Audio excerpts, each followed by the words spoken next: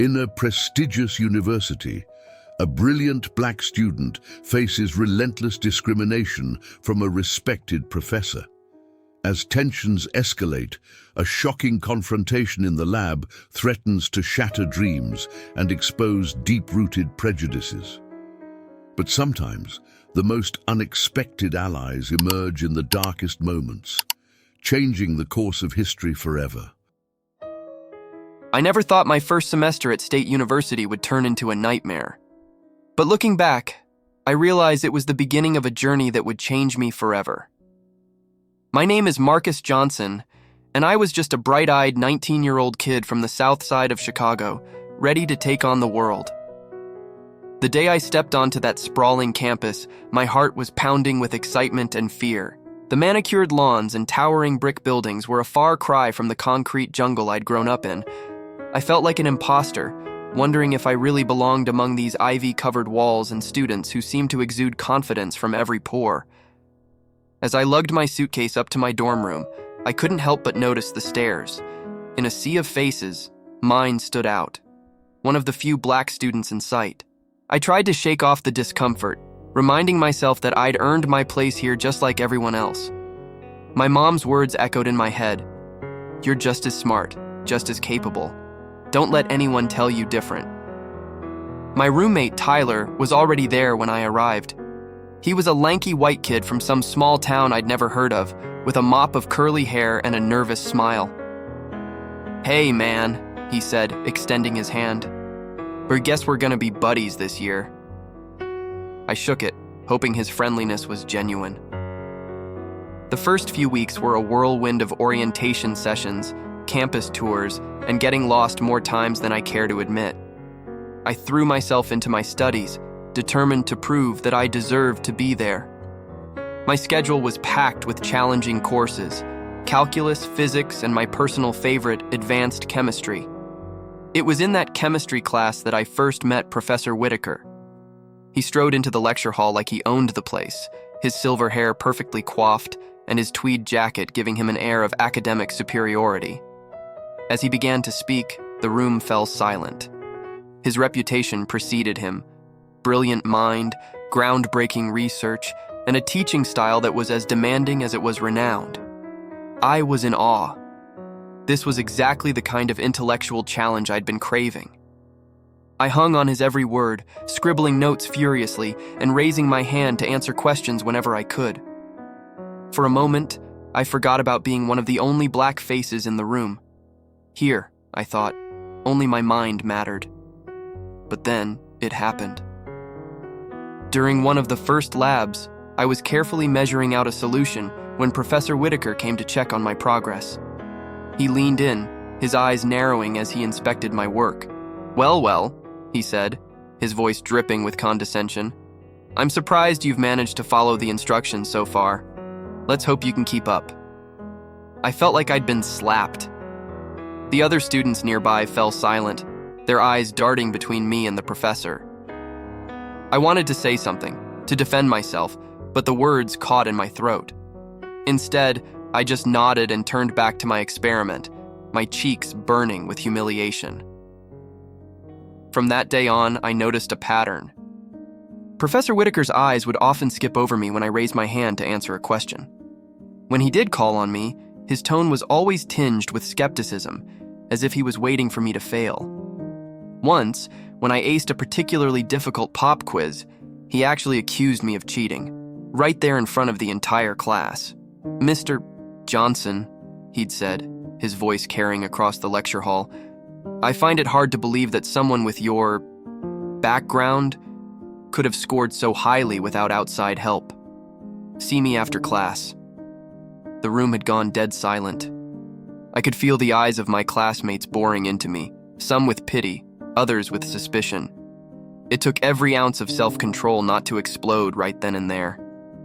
Instead, I sat through the rest of the lecture, my hands shaking with anger and shame. After class, Professor Whitaker grilled me for nearly an hour, asking me to explain every answer on the quiz in excruciating detail. When he finally let me go, he didn't apologize or even acknowledge that he'd been wrong. He just dismissed me with a wave of his hand, as if I was nothing more than an annoying fly he'd swatted away. I left his office feeling drained and defeated. As I walked across the quad, the beautiful autumn day seemed to mock my dark mood. Students lounged on the grass, laughing and chatting, their biggest worry probably what party to attend that weekend. I'd never felt so alone. That night, I called my mom, desperate for some comfort. As soon as I heard her voice, I broke down, telling her everything that had happened. She listened patiently, then said, "Baby, you listen to me. You are brilliant, and you have every right to be there. Don't let one ignorant man make you doubt yourself." Her words gave me strength, but they couldn't erase the knot of anxiety that had taken up permanent residence in my stomach. Every time I walked into that chemistry class, I felt like I was going into battle. I studied harder than I ever had before, determined to prove Professor Whitaker wrong. But no matter how well I did, no matter how thoughtful my questions or how accurate my lab results, his attitude never changed. It wasn't just in class either. I started noticing little things around campus that I'd been too excited to see before. The way security guards would watch me a little more closely in the campus bookstore. The surprised looks from classmates when I spoke up in discussions, as if they hadn't expected me to have anything intelligent to say. The whispers and stares when I walked into the student center. I tried to brush it off, to focus on my studies and the friends I was slowly making. Tyler, my roommate, turned out to be a decent guy. He never said anything overtly racist, but I could tell he was uncomfortable sometimes, especially when topics like police brutality or affirmative action came up in our late-night dorm room discussions. But Professor Whitaker was a constant thorn in my side. As the semester wore on, his behavior became more blatant. He'd make offhand comments about certain students lowering the standards of the university. Once, when I asked for clarification on a complex concept after class, he sighed heavily and said, "Mr. Johnson, perhaps you should consider a less demanding major. Not everyone is cut out for real science." I wanted to scream, to tell him that I'd been building circuits and conducting experiments since I was old enough to read. That my father, before he passed away, had been a respected engineer. That I had every right to be there, pursuing my dreams. But the words always died in my throat, choked by the fear of making things worse. Instead, I channeled my frustration into my work. I formed study groups, spent countless hours in the library, and even took on extra credit assignments. My other professors seemed impressed with my dedication, but Professor Whitaker remained unmoved. No matter how hard I worked, he always found a way to belittle my efforts. As midterms approached, the pressure began to mount. I was exhausted, running on caffeine and determination. The night before our big chemistry exam, I barely slept, going over formulas and equations in my head until the numbers blurred together. Walking into that exam room, I felt like I was marching to my doom. Professor Whitaker stood at the front, handing out test papers with a smirk that made my blood boil. As he placed the exam on my desk, he leaned in close and whispered, "Let's see if you can manage this without any extra help." I gripped my pencil so hard I thought it might snap. Taking a deep breath, I looked down at the first question. To my surprise, I knew the answer, and the next one, and the one after that. As I worked through the problems, a sense of calm washed over me. I knew this material. I'd earned my place here. 3 hours later, I handed in my exam, feeling cautiously optimistic. Professor Whitaker's eyes narrowed as he took my paper, but I held his gaze, refusing to be intimidated. For the first time, I left that classroom with my head held high. A week later, when the grades were posted, I couldn't believe my eyes. There, next to my name, was a big red A. I'd done it. Despite everything, I'd aced the exam. But my triumph was short-lived. As I stood there staring at the grade sheet, I overheard 2 of my classmates whispering behind me. "No way Johnson got an A," one of them said. "You think Whitaker's going easy on him because of, affirmative action strikes again," the other replied with a snicker. Their words hit me like a punch to the gut. Even when I succeeded, they couldn't believe it was because of my own merit. In that moment, I realized that no matter how hard I worked, some people would always see my skin color before they saw my abilities. As I walked away, my perfect grade suddenly felt hollow. I'd won the battle, but the war was far from over. Little did I know, things were about to get much, much worse. The weeks following that midterm were a roller coaster of emotions. On one hand, I was proud of my achievement. I'd proven to myself that I could excel despite the obstacles. On the other hand, the whispers and sidelong glances from my classmates were a constant reminder that my battle was far from over. Professor Whitaker's attitude towards me shifted, but not in the way I'd hoped. Instead of acknowledging my hard work, he seemed to view my success as a personal affront. His tactics became more subtle, but no less demoralizing. He'd call on me more often in class, but always with the most difficult questions, as if trying to trip me up in front of everyone. When I did answer correctly, he'd dismiss my responses with a curt nod, never offering the praise he so freely gave to other students. One day, after a particularly grueling lab session where Whitaker had hovered over my shoulder, criticizing my every move, I found myself at my breaking point. As I packed up my bag, my hands shaking with a mixture of anger and exhaustion, I overheard him talking to another professor in the hallway. "It's a shame, really," Whitaker was saying, his voice dripping with false concern. "These diversity initiatives are all well and good, but they're doing these kids no favors. They're simply not prepared for the rigors of a real university education." I froze, my heart pounding in my ears. There was no doubt in my mind who he was talking about.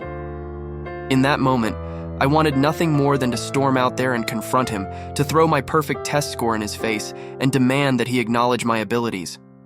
But fear held me back. What if challenging him only made things worse? As I stood there, paralyzed by indecision, I felt a hand on my shoulder. It was Dr. Chen, my physics professor. Her kind eyes met mine, and I knew she had overheard everything too. "Marcus," she said softly, "don't let ignorance dim your light. You're one of the brightest students I've had in years, remember that." Her words were like a lifeline, pulling me back from the brink of despair. I managed a weak smile and a nod before hurrying out of the building, gulping in the crisp autumn air like a drowning man finally breaking the surface.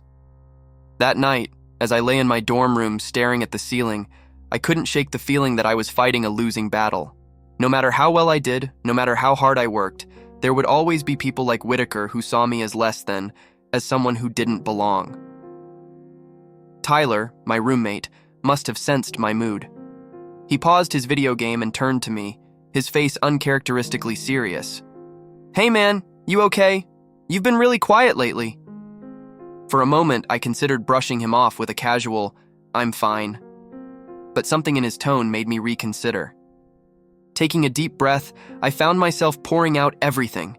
The constant microaggressions, Whitaker's behavior, the whispers and stares. Once I started talking, I couldn't stop. It was like a dam had broken, releasing months of pent-up frustration and pain. To his credit, Tyler listened without interrupting. When I finally fell silent, he was quiet for a long moment. Then he said, "Dude, I had no idea. That's seriously messed up. Have you thought about reporting Whitaker?" I shook my head. "And say what? That he gives me hard questions? That he doesn't praise me enough? It's all so subtle. I'd sound paranoid." Tyler frowned. "But it's not just Whitaker, right? It's everything. There's got to be someone you can talk to about this stuff." His words stuck with me. The next day, I found myself outside the office of the campus diversity coordinator, Dr. Jameson. My palms were sweaty as I knocked on the door, part of me still wondering if I was making a mistake. Dr. Jameson, a middle-aged black woman with kind eyes and a no-nonsense demeanor, listened intently as I haltingly explained my situation. When I finished, she leaned back in her chair with a sigh. "Marcus," she said, her voice gentle but firm, "what you're experiencing is, unfortunately, all too common. Microaggressions and subtle forms of discrimination can be just as damaging as overt racism, sometimes even more so because they're harder to pin down." She went on to explain my options. I could file a formal complaint, but without concrete evidence, it would be my word against Whitaker's. Alternatively, she could arrange a mediation session or speak to Whitaker herself about creating a more inclusive classroom environment. As I left her office, I felt a mix of relief and uncertainty. It was comforting to know that I wasn't imagining things, that my experiences were valid. But I was also acutely aware that any action I took could potentially make my situation worse. In the end, I decided to hold off on any formal action. Instead, I threw myself into my studies with renewed determination. I joined the Black Student Union, finding solace and strength in the company of peers who understood my struggles without me having to explain. As the semester progressed, I began to find my footing. I excelled in my other classes, earning praise from my professors and the respect of my classmates. I even started tutoring other students in chemistry, helping them navigate the complex concepts that had once seemed so daunting to me. But Whitaker's class remained a source of constant stress. Every lecture, every lab session felt like walking into enemy territory. I'd steel myself before entering the classroom, taking deep breaths and reminding myself that I belonged there just as much as anyone else. One day, about a month before finals, Whitaker announced a major group project. My heart sank as he began assigning partners. I silently prayed I'd be paired with someone who wouldn't buy into Whitaker's obvious bias against me. "Mr. Johnson," Whitaker's voice cut through my thoughts, "you'll be working with Ms. Abernathy." I looked across the room to see a petite blonde girl giving me a hesitant smile. Emily Abernathy was one of the top students in the class, known for her meticulous lab work and insightful questions. I wasn't sure if being paired with her was a blessing or a curse. Would Whitaker use this as another opportunity to try and prove I couldn't keep up? After class, Emily approached me, clutching her textbook to her chest. "So partners, huh?" she said, her voice friendly but with an undercurrent of nervousness. "I was thinking we could meet at the library tomorrow to start brainstorming." I agreed, trying to ignore the knot of anxiety forming in my stomach. As I watched her walk away, I couldn't help but wonder what she really thought of me. Did she believe the whispers? Did she think I was only there because of affirmative action? The next day, I arrived at the library early, determined to make a good impression. To my surprise, Emily was already there, surrounded by a stack of books and furiously scribbling notes. "Oh, hey Marcus," she said, looking up with a smile. "I hope you don't mind. I got a bit of a head start. I have some ideas I wanted to run by you." As we dove into the project, I found myself pleasantly surprised. Emily was brilliant, yes, but she was also kind and genuinely interested in my input. We bounced ideas off each other, our initial awkwardness giving way to excited chatter as we plotted out our experiment. Hours flew by, and before I knew it, the library was closing. As we packed up our things, Emily paused, biting her lip as if debating whether to say something. "Marcus," she finally said, her voice low, "I just wanted you to know, I've seen how Professor Whitaker treats you. It's not right, and it's not fair. You're one of the smartest people in that class, and don't let anyone tell you different." I stood there, stunned. For a moment, I couldn't speak past the lump in my throat. Finally, I managed to croak out a, "Thank you." It wasn't much, but Emily seemed to understand the depth of emotion behind those two simple words. As I walked back to my dorm that night, I felt a glimmer of hope that I hadn't experienced in months. Maybe, just maybe, things were starting to change. Little did I know, the real challenge was yet to come. The next few weeks were a whirlwind of activity, as Emily and I threw ourselves into our project. We spent countless hours in the lab, fine-tuning our experiment and analyzing data. For the first time since the semester began, I found myself actually enjoying my time in the chemistry building. But Whitaker wasn't about to let me forget my place. During one of our progress check-ins, he focused all his criticism on my contributions, questioning my methodology and suggesting that perhaps I should leave the complex calculations to Ms. Abernathy. I saw Emily's eyes widen in shock, but before she could say anything, I spoke up. "With all due respect, Professor," I said, my voice steadier than I felt, "this is a collaborative project. Emily and I have been working equally on all aspects, including the calculations. Whitaker's eyes narrowed, and for a moment I thought he might explode. But he simply huffed and moved on to the next group, leaving Emily and me exchanging disbelieving looks. As the deadline for our project approached, the pressure mounted. We were onto something big. Our experiment was yielding fascinating results that could have real-world applications. Even Whitaker couldn't deny the quality of our work, though he tried his best to find fault. The night before our presentation, Emily and I were putting the finishing touches on our slides when she suddenly turned to me, her face serious. "Marcus," she said, "I want you to take the lead on the presentation tomorrow." I stared at her, confused. But we agreed to split it evenly. Are you sure?" She nodded firmly. "You deserve this. You've worked just as hard as I have, maybe even harder. It's time Whitaker and everyone else saw what you're really capable of." As I stood at the front of the class the next day, my heart pounding but my voice strong, I felt a sense of vindication. I walked the class through our findings, fielding questions with confidence. Even Whitaker seemed grudgingly impressed, though he tried to hide it. When we finished, the room erupted in applause. As we returned to our seats, I caught sight of Dr. Chen standing at the back of the room, a proud smile on her face. In that moment, I felt invincible. But as I would soon learn, the higher you climb, the harder they try to knock you down. And Professor Whitaker wasn't done with me yet, not by a long shot. The high from our successful presentation lasted about as long as it took for Professor Whitaker to announce our final grades. As I scanned the list posted outside his office, my heart sank. There, next to my name, was a B-. Emily, my project partner, had received an A. I stood there, staring at the grade sheet, trying to make sense of it. We had done equal work, presented together, and our project had been praised by everyone in the class. How could there be such a discrepancy in our grades? As I tried to process this, I heard Whitaker's voice behind me. "Ah, Mr. Johnson. I trust you're satisfied with your grade? It's quite generous considering your contributions." I turned to face him, my fists clenched at my sides. "Professor, I don't understand.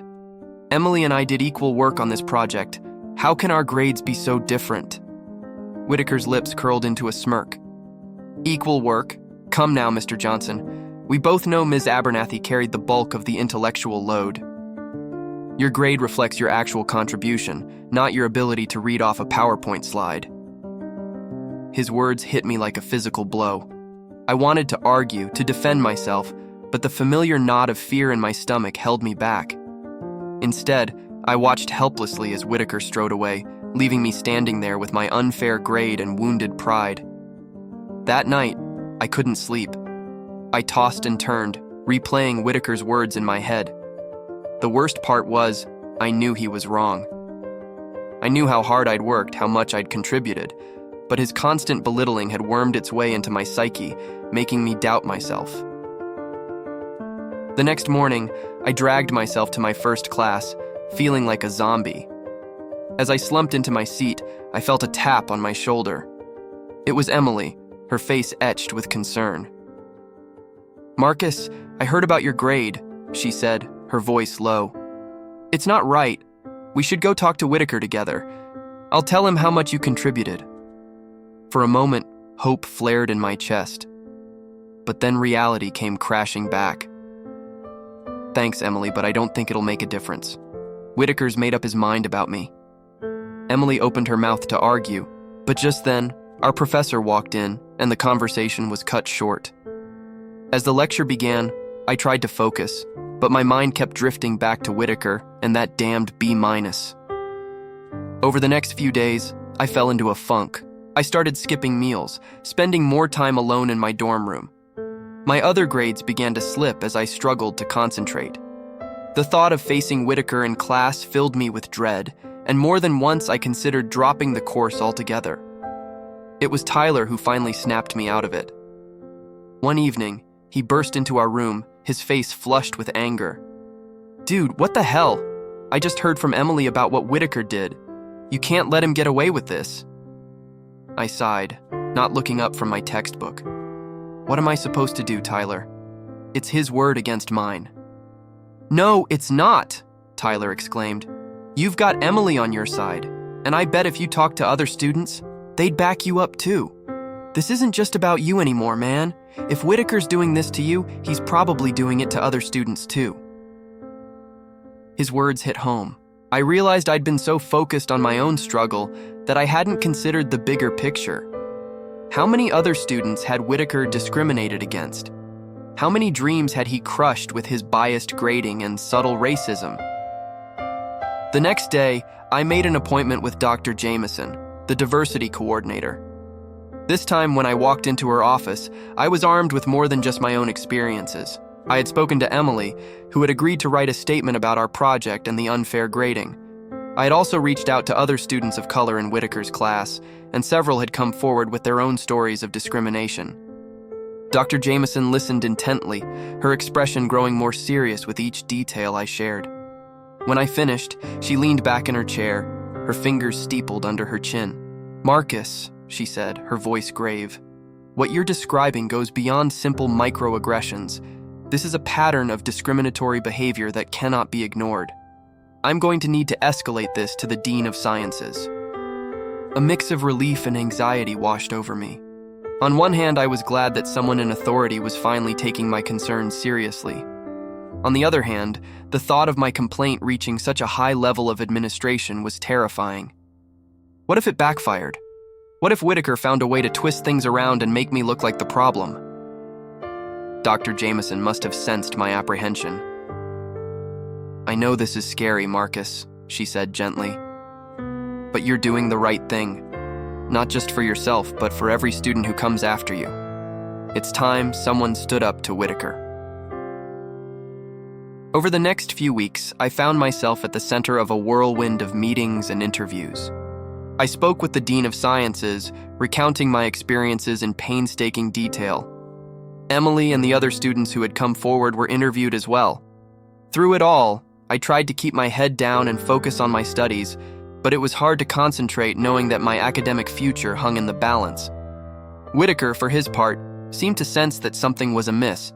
His behavior in class became even more erratic. One day, he would ignore me completely, refusing to call on me even when I was the only one with my hand raised. The next, he would single me out, peppering me with impossible questions and scoffing at my attempts to answer. The stress began to take its toll. I started having trouble sleeping, plagued by nightmares where Whitaker loomed over me, laughing as he tore up my diploma. My appetite disappeared, and I lost weight. Even my friends started to notice, shooting me worried glances when they thought I wasn't looking. It all came to a head one afternoon in late November. I was in the lab, working on an experiment for my final project. As I carefully measured out a solution, I heard the door open behind me. I turned to see Whitaker standing there, his face twisted into a sneer. "Well, Mr. Johnson," he said, his voice dripping with contempt, "I hear you've been quite busy lately, spreading lies about me to the administration. I expected better from you." I froze, the beaker in my hand trembling slightly. "They're not lies, Professor," I managed to say, my voice barely above a whisper. "I'm just telling the truth about how you've treated me." Whitaker took a step closer, his eyes flashing with anger. "The truth? You wouldn't know the truth if it bit you on the nose. You're nothing but an affirmative action case who's in over his head, and now you're trying to blame your failures on me." His words hit me like a physical blow. For a moment, I couldn't breathe. Then, something inside me snapped. All the fear, all the anger, all the frustration I'd been holding back for months came rushing to the surface. "No," I said, my voice stronger now. "You're wrong. I earned my place here. I've worked harder than anyone to prove myself. And I'm not going to let you or anyone else tell me I don't belong." Whitaker's face contorted with rage. He opened his mouth to respond, but before he could, we heard a gasp from the doorway. We both turned to see Emily standing there, her eyes wide with shock. I forgot my notebook," she stammered, looking between us. "Professor Whitaker, is everything okay?" Whitaker's demeanor changed instantly. The anger drained from his face, replaced by a forced smile. "Everything's fine, Ms. Abernathy.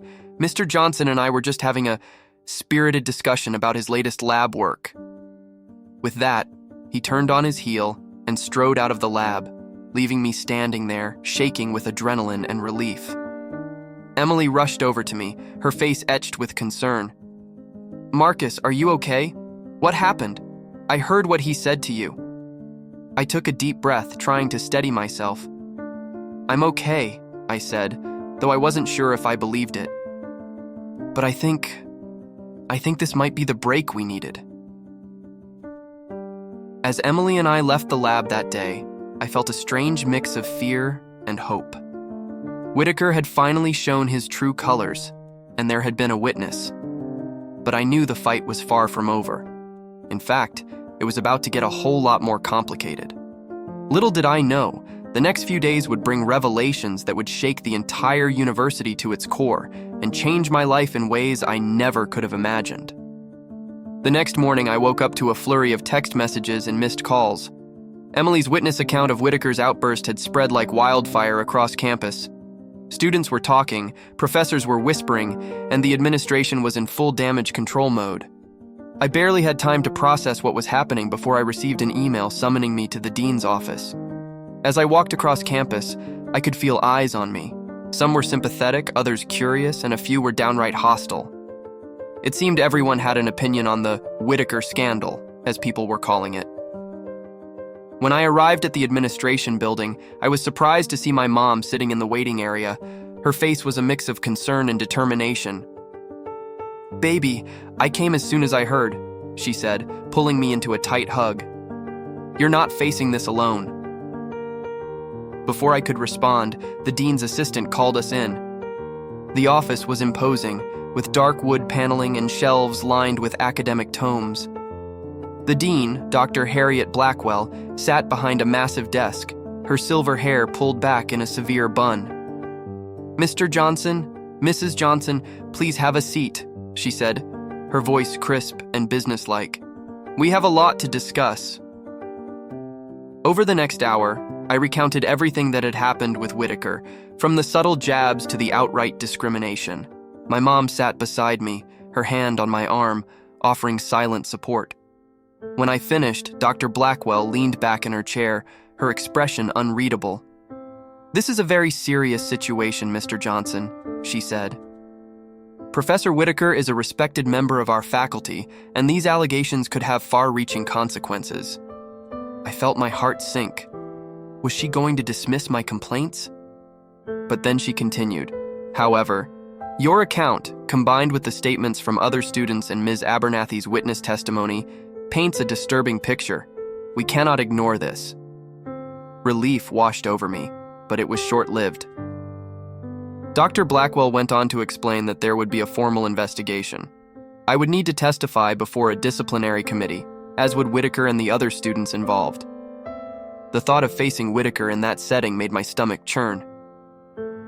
As we left the dean's office, my mom turned to me, her eyes shining with a mixture of pride and worry. "You're doing the right thing, Marcus," she said. "But this isn't going to be easy. Are you sure you're ready for what comes next?" I took a deep breath, thinking about everything I'd been through, everything I'd worked for. "I have to be, Mom," I replied.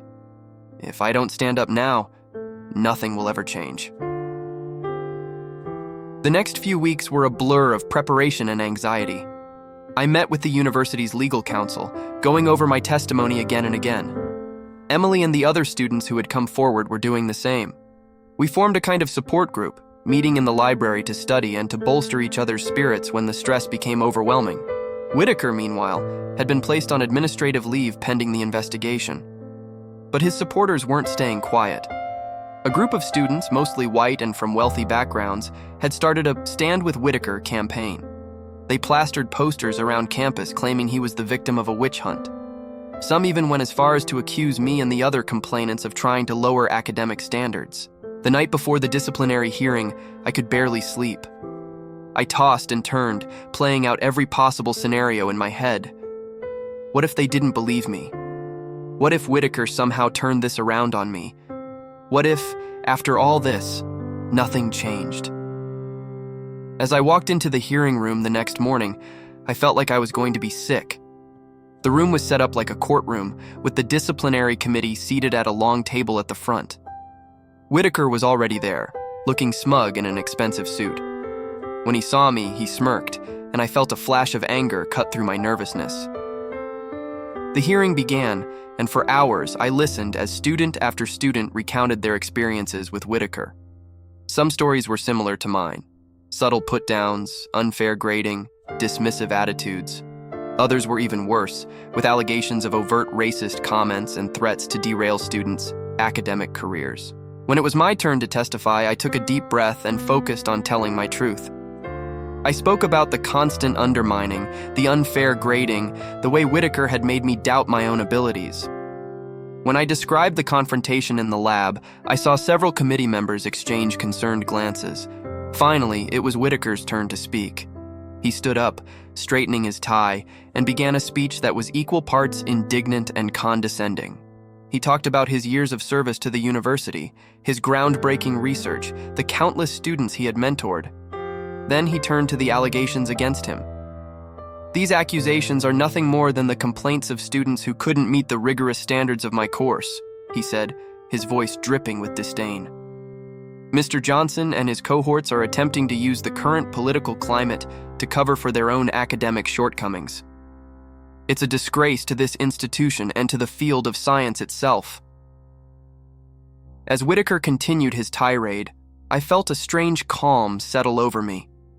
Listening to him now, his thinly veiled racism on full display, I realized how small he really was. All his accomplishments, all his power, and yet he was still threatened by students like me simply because of the color of our skin. The hearing stretched on for hours, with both sides presenting evidence and arguments.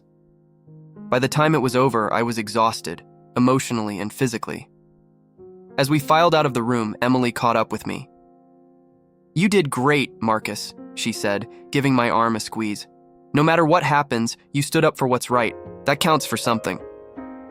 The next few days were agonizing as we waited for the committee's decision.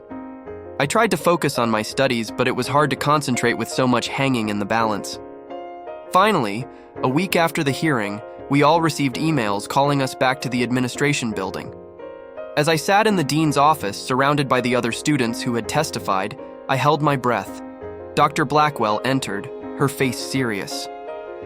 "After careful consideration of all the evidence presented," she began, "the committee has reached a decision. Professor Whitaker has been found in violation of the university's policies on discrimination and professional conduct. He will be terminated from his position, effective immediately." A collective gasp went through the room. I felt lightheaded, barely able to process what I was hearing. Dr. Blackwell continued, outlining a series of reforms the university would be implementing to address systemic racism and bias in academia. But I was only half listening, still stunned by the news of Whitaker's dismissal. As we left the office, there was a mix of emotions: relief, vindication, and a touch of disbelief that we had actually won. But as we stepped outside, we were met with a scene I'll never forget. A crowd had gathered on the lawn, students and faculty alike. As we emerged, they began to clap and cheer. I saw faces from all backgrounds: Black, white, Asian, Latinx, united in support. Tears pricked my eyes as I realized the impact of what we had done. This wasn't just about me or Whitaker. It was about changing the system, about making the university a place where everyone could truly belong. In the days that followed, I was approached by countless students who shared their own stories of discrimination, not just from Whitaker, but from other professors and administrators. It became clear that our case had opened the floodgates, giving people the courage to speak up about injustices they had long suffered in silence. The university, true to its word, began implementing changes. Diversity training became mandatory for all faculty and staff. A new office was established to handle complaints of discrimination and bias. And perhaps most importantly, there was a noticeable shift in the campus culture. People were talking openly about race and equity in a way they never had before.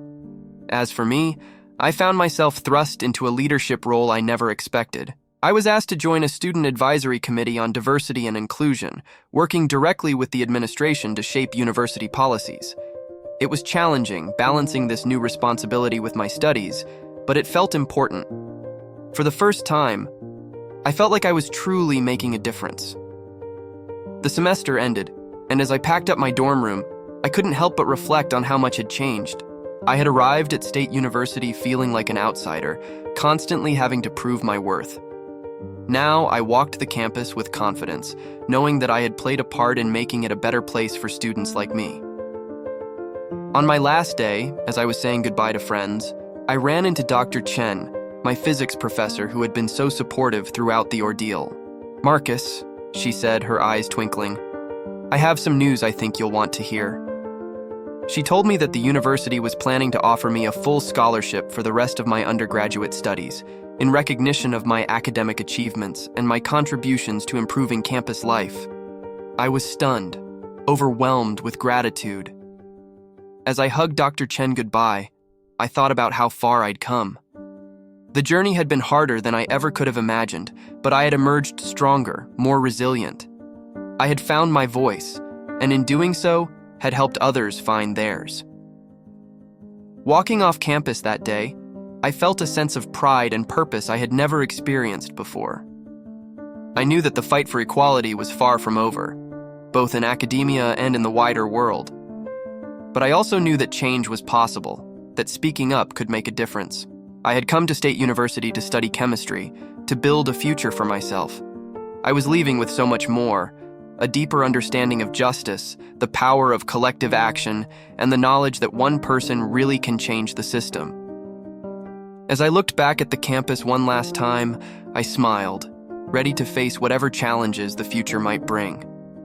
Because now I knew, without a doubt, that I belonged. As I settled into my sophomore year at State University, I couldn't shake the feeling that something was different. The campus buzzed with a new energy, a sense of change in the air. The Whitaker incident had sparked a revolution of sorts, and I found myself at the center of it all. My role on the Student Advisory Committee for Diversity and Inclusion kept me busier than ever. We were tasked with reviewing university policies, suggesting improvements, and acting as a bridge between the student body and the administration. It was challenging work, often frustrating, but incredibly rewarding. One crisp autumn afternoon, as I hurried across the quad to a committee meeting, I nearly collided with a tall, distinguished-looking man I'd never seen before. As I apologized and tried to step around him, he held out his hand, introducing himself as Dr. James Thompson, the new Dean of Sciences. My heart skipped a beat. I'd heard rumors about a new dean, but I hadn't expected to meet him like this. Dr. Thompson smiled warmly, mentioning that he'd heard a lot about me and the changes I'd helped bring about on campus. He invited me to stop by his office sometime for a chat. As I walked away, my mind was reeling. The new Dean of Sciences wanted to talk to me? It felt surreal, like I was living someone else's life, but it was just the beginning of a series of unexpected events that would shape the rest of my college experience. Over the next few weeks, I found myself in meetings with administrators, faculty members, and even the university president. They were all eager to hear my thoughts on how to make State University more inclusive and equitable. It was flattering, but also overwhelming. I couldn't help but wonder if I was really qualified to be advising on such important matters. My mom, ever my rock, reminded me during one of our weekly phone calls that my lived experience was just as valuable as any academic credential. "You've earned your seat at that table, baby," she said, her voice filled with pride. "Don't you ever forget that." As the semester progressed, I noticed subtle changes around campus. The curriculum in many classes was being updated to include more diverse perspectives. The university had hired several new professors of color across various departments. Even the campus bookstore had expanded its selection to include more works by minority authors. But not everyone was happy with these changes. One day, as I was leaving the science building after a late-night study session, I noticed a group of students huddled around a bulletin board. As I got closer, I saw what had caught their attention: a flyer announcing the formation of a new student group called Preserve Our Heritage.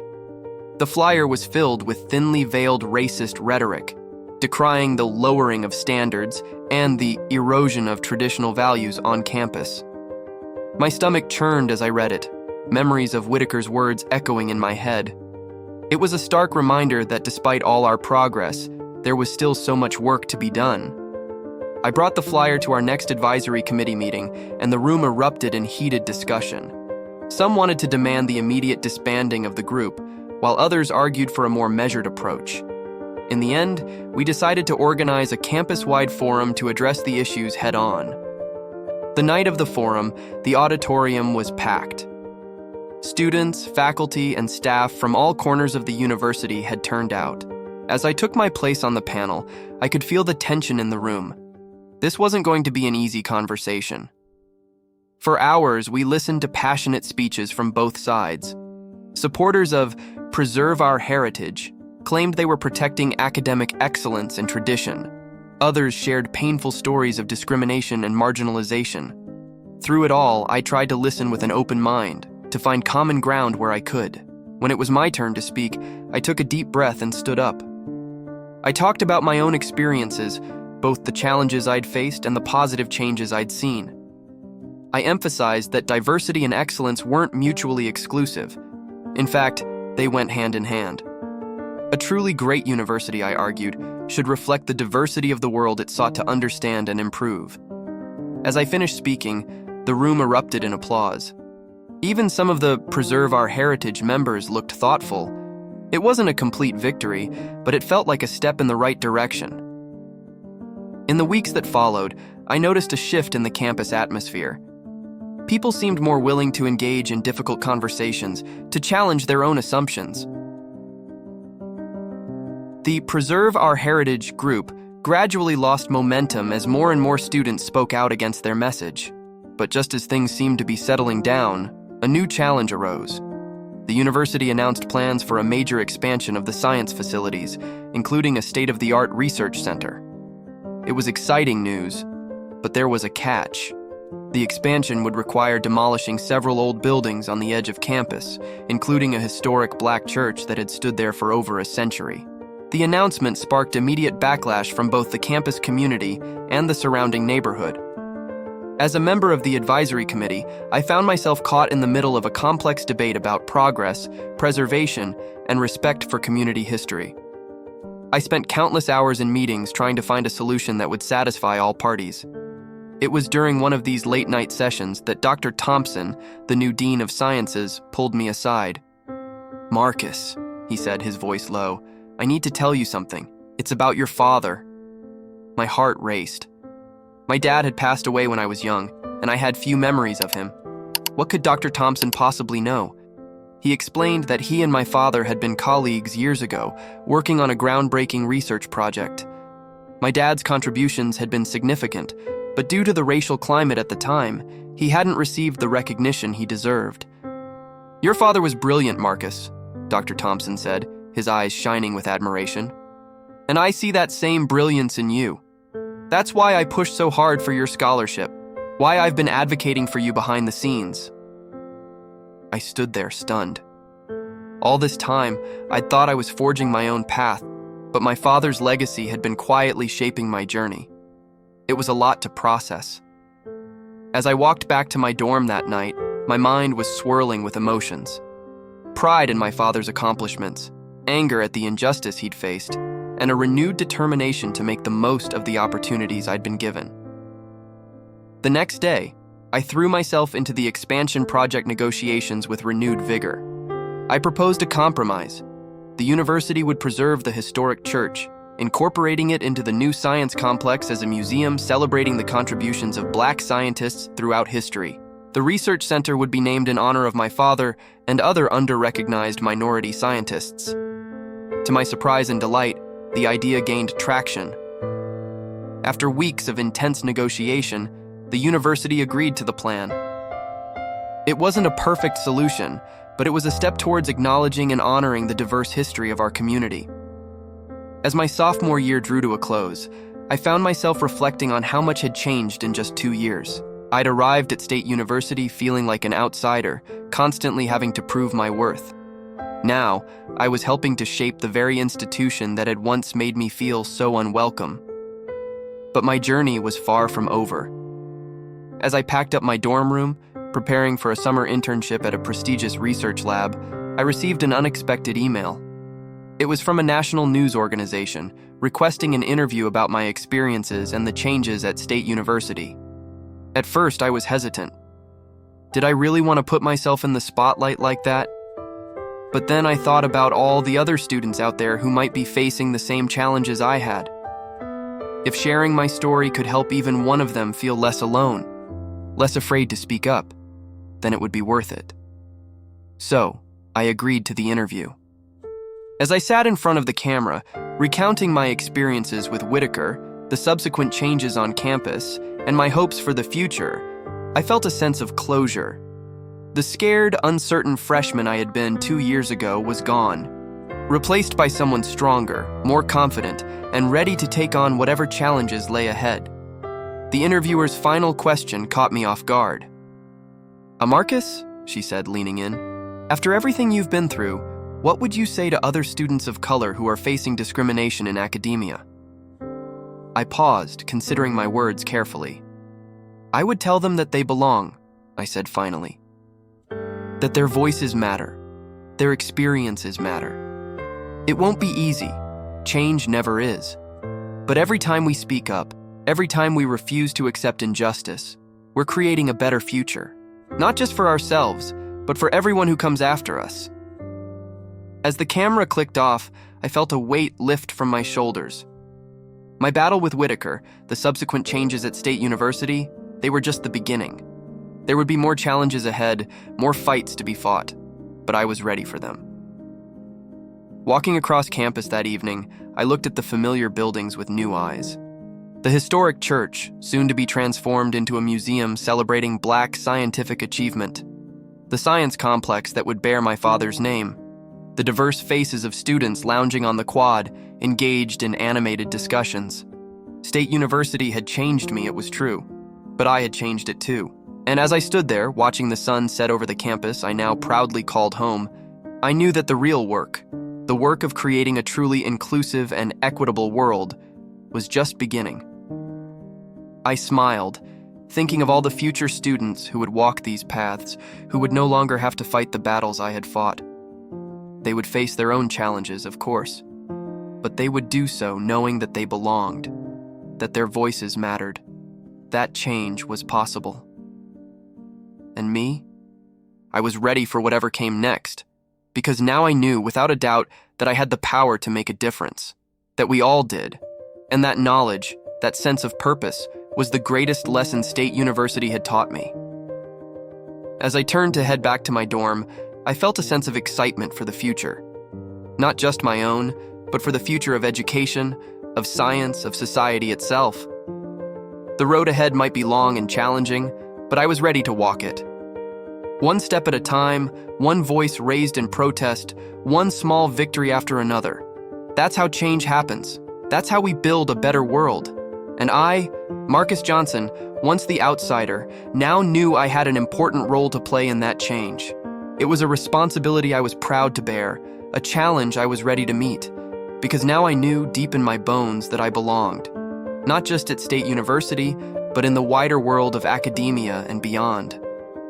And I was determined to use my voice, my experiences, and my education to ensure that every student, regardless of their background, could feel that same sense of belonging. As the stars began to twinkle in the darkening sky, I made a silent promise to myself, to my father's memory, and to all the students who would come after me. This is just the beginning. The best is yet to come. As my junior year at State University began, I found myself thrust into a whirlwind of activity. The interview I'd given over the summer had gone viral, catapulting me into the national spotlight. Suddenly, I was fielding calls from other universities, civil rights organizations, and even a few politicians, all wanting to hear more about my experiences and ideas for change. It was overwhelming, to say the least. There were days when I barely had time to eat between classes, meetings, and interviews. But through it all, I kept reminding myself why I was doing this. It wasn't about fame or recognition. It was about making a difference, about paving the way for other students who might be facing the same challenges I had. One crisp autumn morning, as I was hurrying across campus to my advanced organic chemistry class, I quite literally ran into someone. As I stammered out an apology, I realized I was face to face with none other than Dr. Alicia Rivera, a renowned chemist whose work I'd admired for years. Dr. Rivera laughed off my apology, her eyes twinkling with amusement. She mentioned that she'd seen my interview and was impressed by my advocacy work. Then, to my utter shock, she invited me to join her research team for a groundbreaking project on sustainable energy solutions. I stood there, mouth agape, barely able to process what I was hearing. This was the opportunity of a lifetime, a chance to work with one of the brightest minds in the field. But as the initial excitement wore off, doubt began to creep in. Could I really balance this on top of my classes, my advocacy work, and my role on the student advisory committee? As if reading my mind, Dr. Rivera placed a hand on my shoulder. She told me that she believed in my abilities, both as a scientist and as a leader. She said that voices like mine were desperately needed in the scientific community, and that this project could be a platform for me to make an even bigger impact. I left that conversation feeling both exhilarated and terrified. That night, I called my mom, seeking her advice as I always did in times of uncertainty. She listened patiently as I poured out my fears and doubts, then responded with the wisdom that had guided me through so many challenges. "Baby," she said, her voice warm and reassuring, "you've never backed down from a challenge before. Why start now? This is your chance to show the world what you're really capable of." Her words gave me the courage I needed. The next day, I marched into Dr. Rivera's office and accepted her offer. And just like that, my already hectic life kicked into overdrive. Balancing my coursework, research, and advocacy became a daily struggle. There were nights when I barely slept, fueled by caffeine and determination. But despite the exhaustion, I felt more alive than ever. I was pushing myself to my limits, yes, but I was also growing in ways I never thought possible. As the weeks went by, I began to see connections between my various roles. The critical thinking skills I honed in the lab helped me navigate complex policy discussions in committee meetings. The public speaking experience I gained from my advocacy work made me a more effective communicator in the lab and classroom. But it wasn't all smooth sailing. About halfway through the semester, I hit a wall. The pressure was mounting, and I felt like I was drowning. My grades started to slip, and I was missing deadlines on Dr. Rivera's project. The worst part was, I felt like I was letting everyone down. My professors, my fellow students, Dr. Rivera, and most of all, myself. It all came to a head one night in the lab. I was working late trying to make up for lost time when I accidentally knocked over a beaker of chemicals. As I watched the solution seep across the lab table, something inside me broke. I sank to the floor, tears streaming down my face, feeling utterly defeated. That's how Dr. Rivera found me an hour later. Instead of the reprimand I expected, she sat down next to me on the cold lab floor. She shared her own struggles as a woman of color in science, the times she'd felt overwhelmed and ready to quit. But then she said something that changed everything. "Marcus," she said, her voice gentle but firm, "you're not failing. You're learning. And that's what science, what life, is all about." Those words were like a lifeline, pulling me back from the brink. With Dr. Rivera's help, I began to reassess my commitments, learning to prioritize and delegate. I reached out to my professors, explaining my situation and asking for extensions where needed. To my surprise, most were understanding and supportive. As I got my academic life back on track, I also refocused my advocacy efforts. Instead of trying to be everywhere and do everything, I decided to concentrate on a few key initiatives. I worked with the administration to establish a mentorship program for underrepresented students in STEM fields. I also helped organize a series of workshops on recognizing and addressing unconscious bias in academia. Slowly but surely, I found my footing again. My grades improved, and our research project began to yield exciting results. But more than that, I felt like I was finally striking a balance between my various passions and responsibilities. As the end of the semester approached, Dr. Rivera called me into her office. She told me that our research findings were generating buzz in the scientific community, and we'd been invited to present at a major conference in New York. Not only that, but she wanted me to take the lead on the presentation. I was floored. This was a huge opportunity, a chance to share our work with some of the top minds in the field.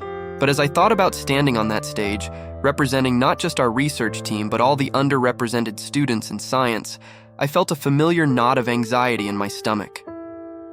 The day of the conference arrived all too quickly. As I stood backstage waiting to be introduced, I felt like my heart might beat out of my chest. But then I remembered everything I'd been through, all the challenges I'd overcome. I thought about Whitaker, about the students who'd stood with me, about Dr. Rivera's faith in me. I took a deep breath, squared my shoulders, and walked out onto the stage. The presentation was a blur of slides, questions, and discussion. But as I spoke about our research, my nervousness faded away, replaced by genuine excitement about the work we were doing. I fielded questions from the audience with confidence, drawing on everything I'd learned over the past few years. When it was over, the applause was thunderous. As I stepped down from the podium, I was immediately surrounded by scientists eager to discuss our findings further. It was overwhelming, but in the best possible way. Later that evening, at the conference dinner, I found myself seated next to Dr. Thompson, the Dean of Sciences from State University. He congratulated me on the presentation, then leaned in with a twinkle in his eye. "You know, Marcus," he said, "I have a confession to make. Do you remember when we first met and I told you about your father's work?" I nodded, unsure where this was going. "Well," he continued, "there's something I didn't tell you then.